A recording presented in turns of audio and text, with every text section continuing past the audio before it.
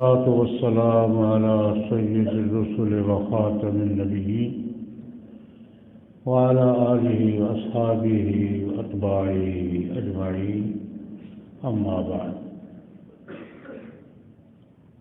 ششمائی امتحان میں جن طلباء نے مختلف درجات پہ اچھی پوزیشنیں حاصل کی ہیں ان کو انعامات تقسیم کرنے کے لیے حسب روایت یہ تقریب ہے. امتحان زندگی کا حصہ، زندگی ہی امتحان ہے. انسان کی زندگی ہی کیا ہے؟ امتحان ہے. اللہ رب العزت نے قرآن کریم میں بار بار ذکر کیا، خلق الموت والحیات لیبلوکم.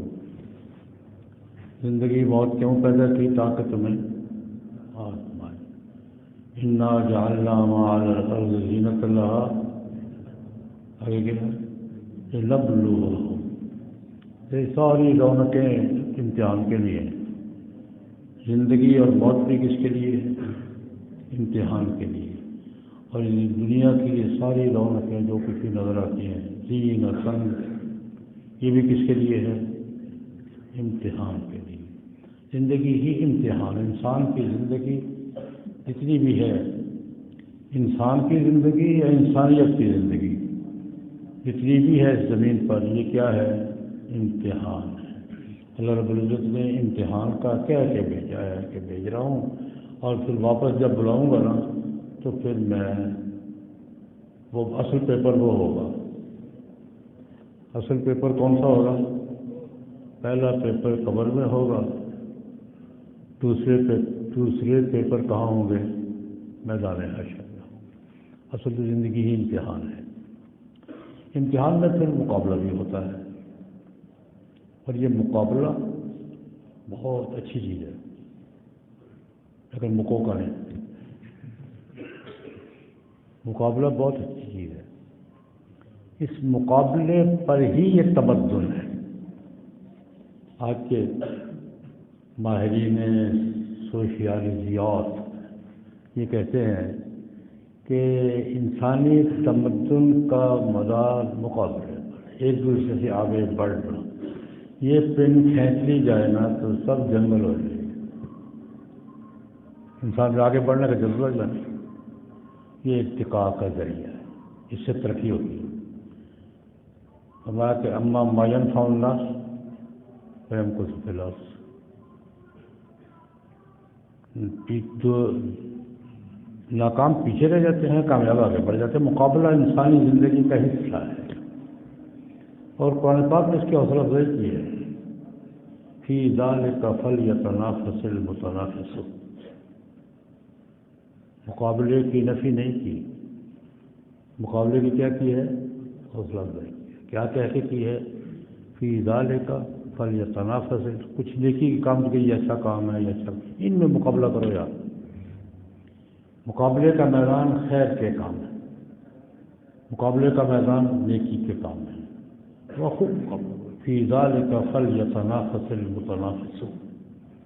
ان کاموں میں کچھ نیکی کے کام ذکر کیے، خیر کے کام دو چار ذکر کیے، ان کاموں میں مقابلہ کرو یار. مقابلہ انسانی زندگی کا حصہ ہے، انسانی تمدن کی بنیاد ہے.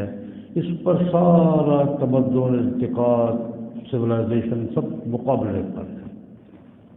لیکن مقابلہ خیر کے کام. جناب نبی کریم صلی اللہ علیہ وسلم نے بھی بڑے مقابلوں کا ذکر کیا ہے، اور صحابہ کرام میں بھی بڑے مقابلے ہوا کرتے تھے، ہوتے تھے، ایک دوسرے سے آگے بڑھتے تھے. اور سب سے زیادہ مقابلہ کن میں رہا ہے؟ سب سے بڑے دو صحابیوں میں. سب سے بڑے دو صحابی کون ہیں؟ حضرت صدیق اکبر رضی اللہ عنہ اور حضرت فاروق اعظم. ان میں بھی مقابلہ رہا ہے، کون پڑھتا ہے، کون ایک نمبر پر آیا ہے، کون دوسرے نمبر پر آیا ہے، کون تیسرے. یہ مقابلہ ان میں بھی رہا ہے.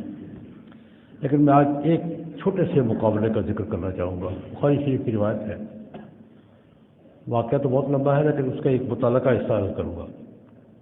کعب بن مالک رضی اللہ تعالیٰ عنہ اپنی داستان غم بیان کرتے ہیں. وعلی الثلاثة الذین خلفوا، جن 3 صحابہ کو تبوک میں پیچھے رہ جانے پر، بہت سے لوگ رہے تھے لیکن منافقین کو سزا نہیں ملی، مخلصین کو سزا ملی. یہ بھی اللہ کا قانون ہے. منافقین کو کسی کو سزا دی ہے 80 سے زیادہ تھے، اور 3 مخلصین کو سزا ملی. کیا سزا ملی؟ سوشل بائیکاٹ، حقہ پانی بند. کتنے دن رہا؟ 50 دن. قرآن پاک اس کی تعبیر کرتا ہے حتیٰ اذا ضاقت علیہم الارض بما رحبت وضاقت علیہم انفسہم. اللہ پاک قرآن پاک نے ان کی اس کیفیت کو ذکر کیا کہ ہم نے سوشل بائیکاٹ کروایا اور یہ کیفیت آ گئی کہ زمین اپنی تمام تر وسعتوں کے باوجود ان 3 بزرگوں پہ تنگ ہو. ضاقت علیہم الارض بما رحبت وضاقت علیہم انفسہم.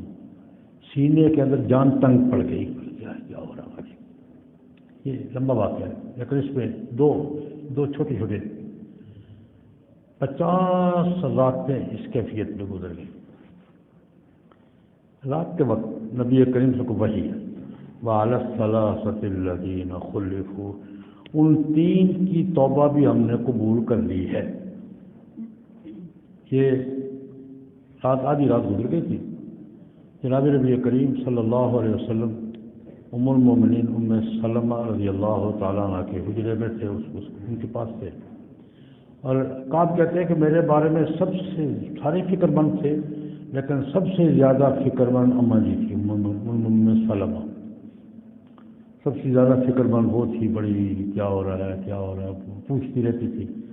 تو آج مجھے وہی آئی نا کہ نبی کریم صلی اللہ علیہ وسلم نے سلائی حضرت ام سلمہ کو بتایا کہ وہی آ گئی ہے، ان 3 کی توبہ قبول ہو گئی ہے. اللہ پاک نے اعلان فرما دی بائیکاٹ ختم ہو جائے گا. فرماتے ہیں یا صلاح میں ابھی کسی کو بھیج کے اطلاع نہ کرواؤں. اس زمانے میں واٹس ایپ نہیں تھا. ابھی کسی کو بھیج کے آپ کو اطلاع نہ کرواؤں. حضور نے نہیں، ابھی اطلاع گئی نا رات سو نہیں سکو گے. پھر سارے ذرا اکٹھے ہو گئے رات سو گئے آرام کرتے ہیں. اس وقت تو سارا روم جائے اکٹھا ہے آرام کرتے ہیں. صبح نماز کے بعد بتائیں گے.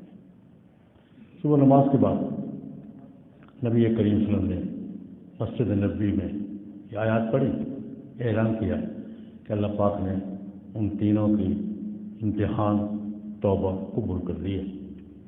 اس پر کعب بن مالک کہتے ہیں اب سب میں یہ فکر کہ کعب کو پہلے اطلاع کون دے گا. یہ اب اعزاز ہے. سب سے پہلے کعب کو اطلاع کون دے گا. ایک صاحب فوراً خبر سنتے ہی نا باہر نکلے گھوڑے پہ زبیر بن العوام سے رضی اللہ عنہ. یہ گھوڑے پر سوار ہوئے دور کا تھا، پہاڑی علاقہ تھا، گھوم گام کے جانا تھا. یہ چلے گھوڑے پر. ایک درویش پیدل دوڑ پڑا. مقابلہ کس بات کا ہے کہ کعب کو پہلے اطلاع کون دے گا. ان میں بڑے کعب ہی تھے. اب ایک گھوڑے پر چلا، گھوڑا تو گھوم گھوم کے جائے گا، ادھر سے جائے گا ادھر سے جائے گا. پیدل اس نے چلانے لگائی. پہاڑی آدمی تھا. پہاڑی آدمی کے لیے پہاڑی عبور کرنا مشکل نہیں ہوتا. دوڑتا گیا. اب اس نے دیکھا جو آخری سامنے گھر ہے، اس گھر یہ پہاڑی پر وہ ہے، سامنے دیوار پر گھر ہے اور گھوڑے والا آگے بڑھ رہا ہے. جس کو نظر آ گیا گھوڑے والا پہلے پہنچ جائے گا. گھوڑا بھرڑ گھوڑا ہوتا ہے. جب اس نے دیکھا نا کہ گھوڑے والا پہلے پہنچ جائے گا اور خبر پہلے دے دے گا تو اس نے وہی سی آواز لگائی یا کعب ابشر. اب گھوڑا آواز سے پہلے نہیں پہنچے گا یا کعب ابشر. دور سے آواز لگائی اس پہاڑی سے اس پہاڑی پر. آواز گھوڑے سے پہلے پہنچ گئی. مقابلہ پیدل نے جیت لیا، گھوڑے والا نے جیت سکا. ہوتا ہے کبھی کبھی مقابلے میں اسباب والے رہ جاتے ہیں اور جذبے والے آگے بڑھ جاتے ہیں. میں واقعہ کیا سنایا ہے اسباب والے کبھی کبھی پیچھے رہتے اور جذبے والے بڑھ جاتے ہیں. تو ایک چھوٹا سا مقابلہ کرتے ہیں. مقابلہ کس بات کا؟ کہ کعب کو یہ خوشخبری سنانی ہے، کون پہلے سناتا ہے. دوڑ لگی باقاعدہ، ایک گھوڑے پر جا رہا ہے، ایک پیدل جا رہا ہے. پیدل والے نے دیکھا کہ گھوڑے والا پہنچنے کے قریب ہے، اس نے کہا ٹھیک ہے. اس نے وہیں سے آواز دی اور یہ مقابلہ کس نے جیت، پہلے نمبر پر کون آیا؟ یہ آواز دینے والا. تو یہ مقابلے صحابہ کرام ہمارے استقبالیہ ایسی ہیں. مقابلے انسانی سوسائٹی کا حصہ ہیں اور صحابہ کرام میں بھی ہوتے تھے، لیکن قرآن پاک نے یہ کہا ہے مقابلے کرو خیر کے کام، مقابلے کرو خیر کے کام. پڑھنے تعلیم میں مقابلے کے، خطابت میں کرو، تدریس میں کرو، پڑھنے میں کرو، پڑھانے میں کرو، نیکی کے کاموں میں مقابلہ کرو. یہ مقابلے کے میدان ہیں. اللہ تبارک و تعالیٰ جن طلباء نے اچھی پوزیشنیں حاصل کی ہیں ان کی محنت قبول فرمائے اور باقیوں کو توفیق عطا فرمائے. اب سالانہ امتحانات ہیں اور تو یہ پوزیشنیں حاصل کرنے والوں کے لیے تو اعزاز ہے اور پیچھے رہنے والوں کے لیے سبق ہے. میں ابھی دوسری بات نہیں کر رہا ہوں، کیونکہ کیا ہے، سبق ہے، نصیحت ہے کہ تمہیں محنت کرو یار. اللہ پاک اب سب تو اول نہیں آ سکتے، لیکن اللہ پاک بہتر کرے. سالانہ امتحان کی تیاری کرے اور تیاری بیوٹی پارلر کی نہیں، کتاب کی. کتاب والی تیاری ہوتی ہے بن سوار کے. بیوٹی پارلر کی تیاری کی کلاس کی، درس کی، سبق کی. تو اللہ پاک آپ کی محنت کو قبول فرمائے اور زیادہ سے زیادہ مقابلوں میں آگے بڑھنے کی اور سبقت حاصل کرنے کی توفیق عطا فرمائے. اللہم صلی علی سیدنا محمد النبی الامی